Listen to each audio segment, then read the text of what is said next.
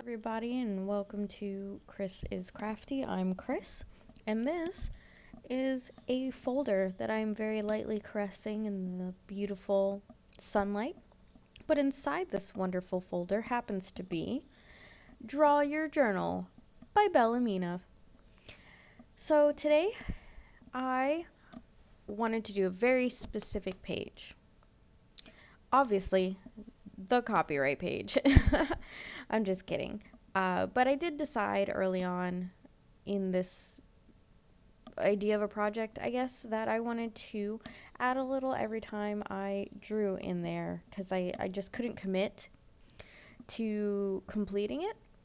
So I busted out these alcohol markers, found out they bled, and these fancy quote unquote artist pens that I got from Five Below, and decided to draw on my second page.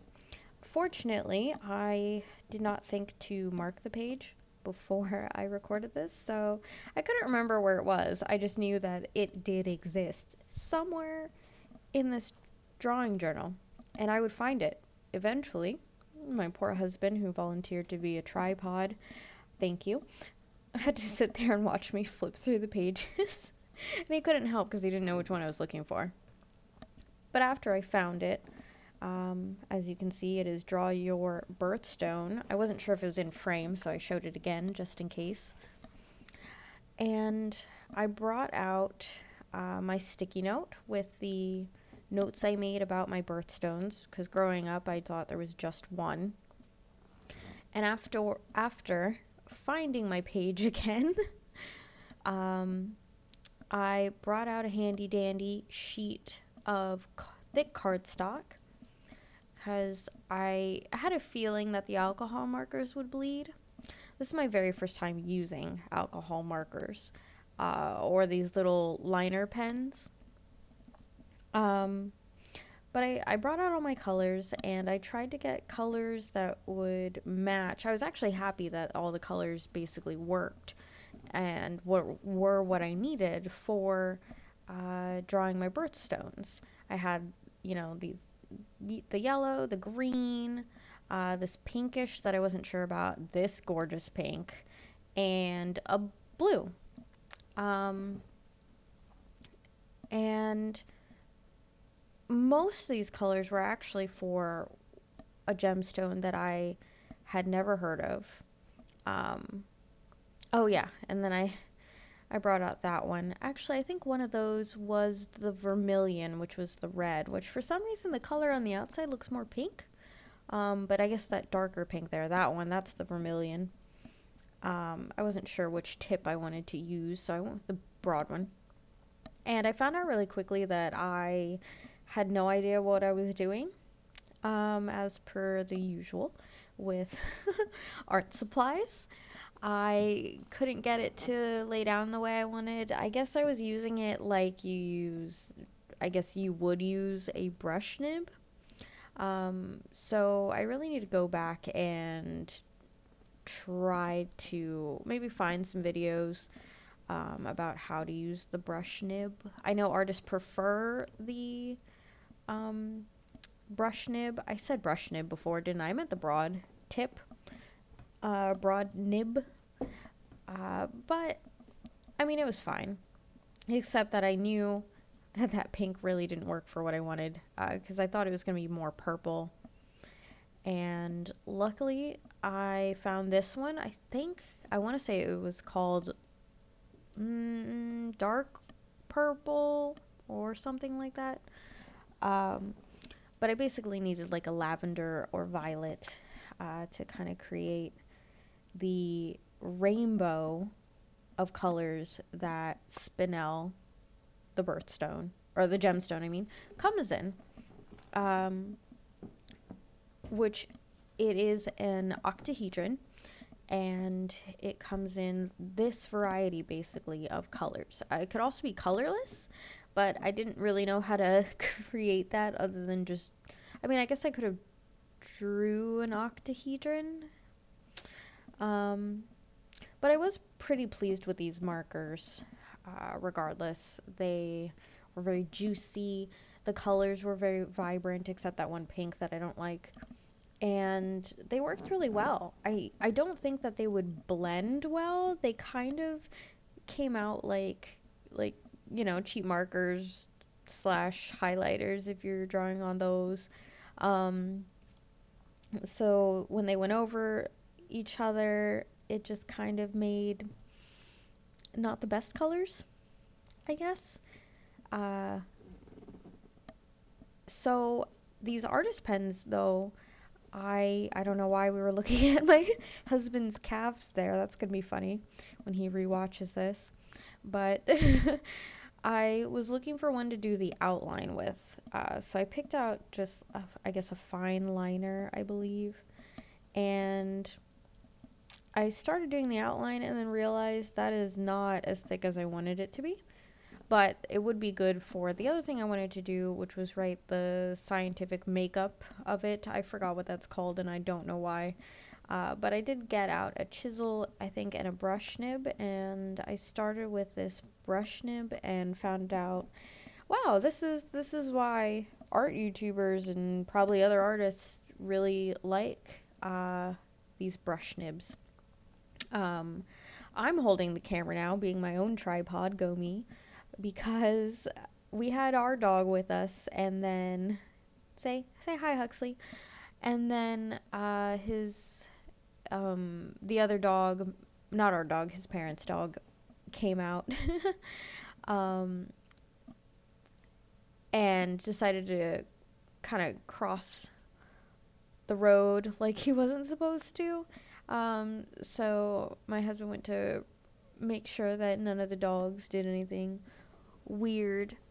But I tried my best to make this outline and also actually film what I was doing.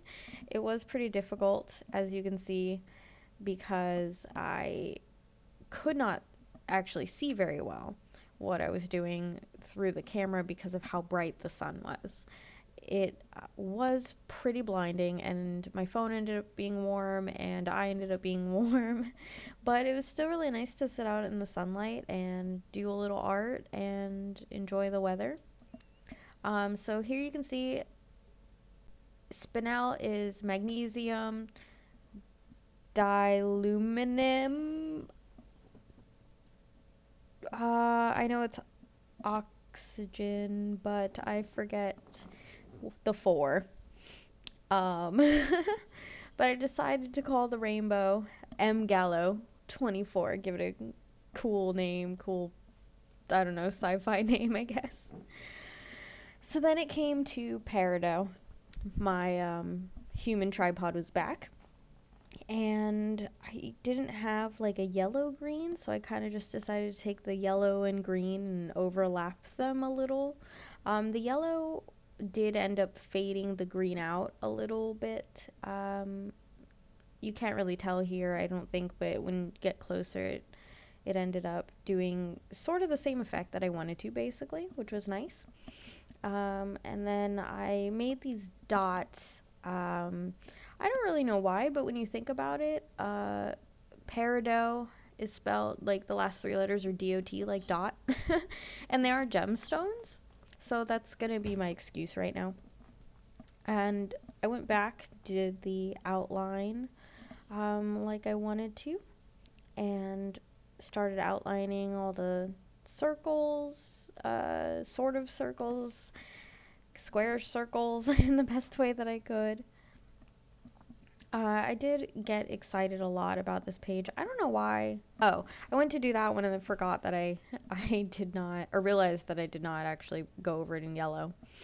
And then this one was, oh, I completely forgot and I cannot read it, actually. um, Regardless, that was my representation of peridot. Now, when it came to sardonyx, I was actually really excited because I didn't know there was a red version. So I borrowed my husband's phone and I found a picture of a certain fictional being. I don't know if you can tell already. and I attempted my best to kind of to draw it, or, you know, again, an attempt. I have never drawn a Pokemon before, and I don't really draw much at all. And if I do, it's not beings at all. Anything that has any sort of anatomy. I could probably draw blobs okay. I didn't think I did super bad.